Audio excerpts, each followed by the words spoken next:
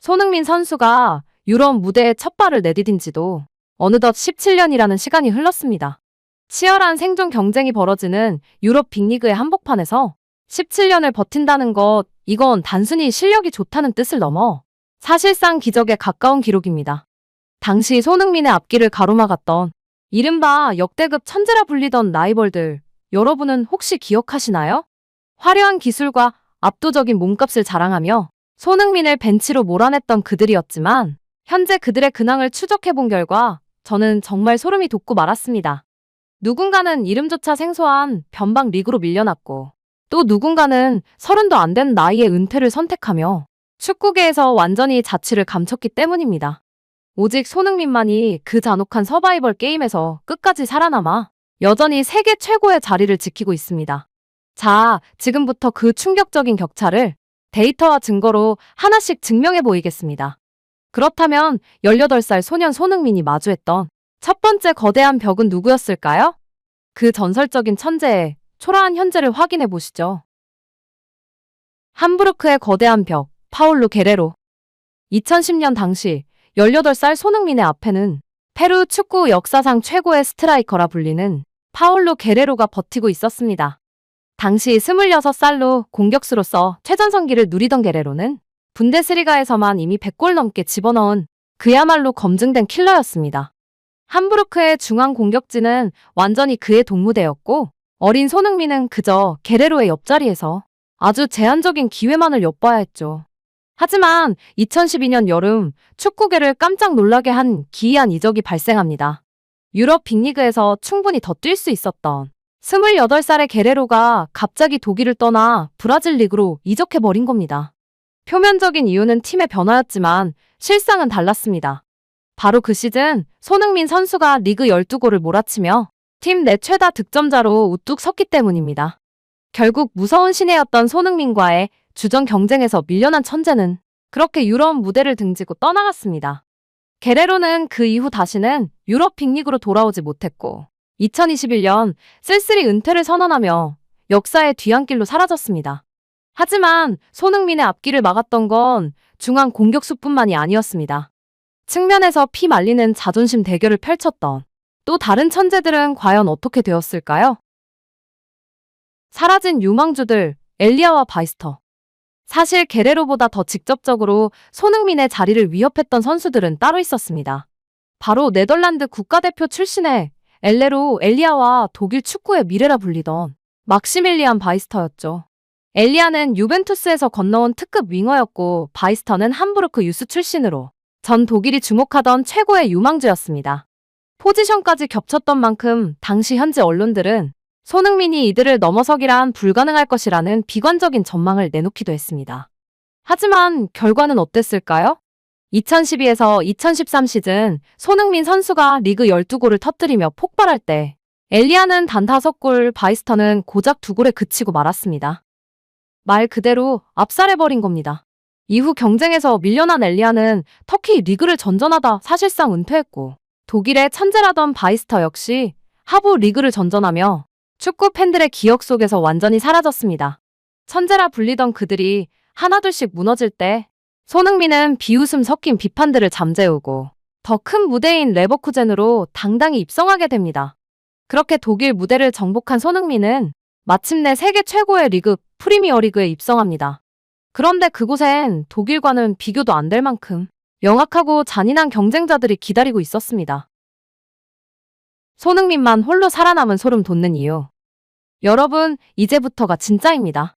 왜 그 많던 유럽과 남미의 천재들은 하나둘씩 도태되는데 오직 손흥민만이 17년째 정상의 자리에 서 있는 걸까요? 거기엔 정말 소름 돋는 몇 가지 이유가 있습니다. 첫 번째는 무서울 정도로 철저한 자기 객관화와 진화입니다. 토트넘 입성 초기 손흥민은 샤들리와 라멜라라는 거대한 벽에 부딪혔습니다.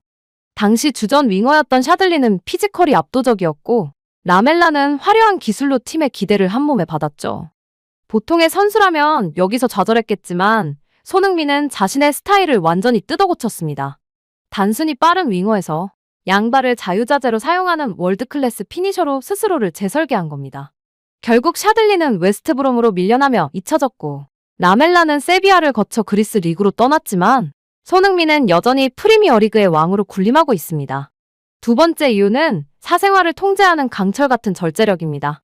유럽의 수많은 천재들이 화려한 밤문화나 자기관리의 실패에 무너질 때 손흥민은 17년 동안 단 한 번의 스캔들도 단 한 번의 나태함도 보이지 않았습니다.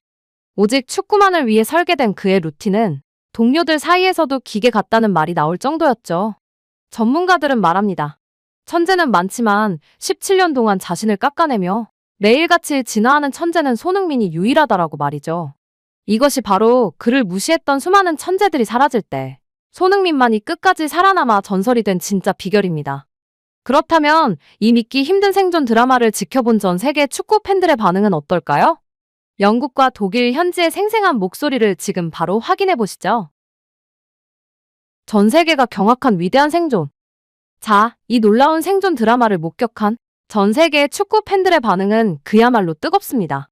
특히 손흥민 선수의 커리어를 가장 가까이서 지켜본 영국 현지 토트넘 팬들의 반응이 인상적인데요.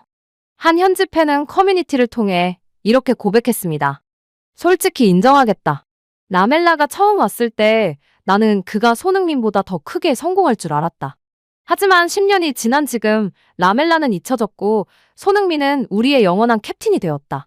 나는 축구를 볼 줄 모르는 바보였다라며 과거의 판단을 후회하는 글이 수천 개의 공감을 얻기도 했습니다.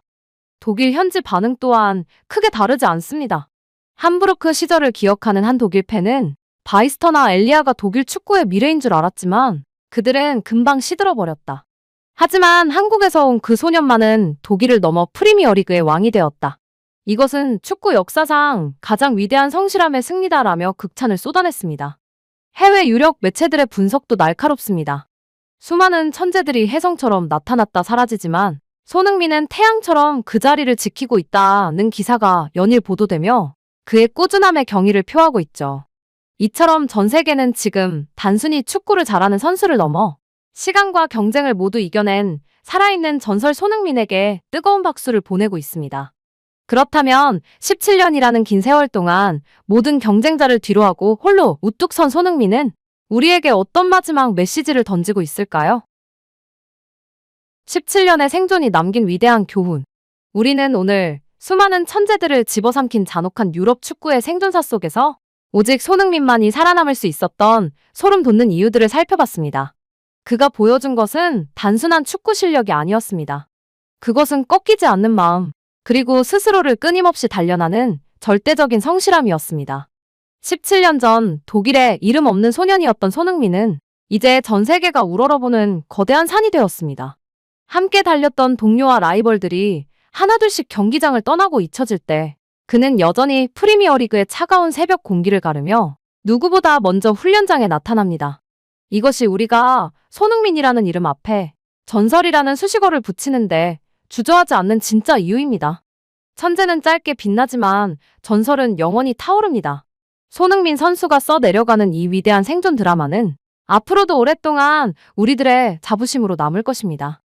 구독과 좋아요로 손흥민 선수의 앞날을 함께 응원해주세요. 여러분이 생각하는 손흥민의 가장 소름 돋는 순간은 언제였나요? 댓글로 자유롭게 의견 나눠주시기 바랍니다. 지금까지 K자부심이었습니다. 시청해주셔서 감사합니다.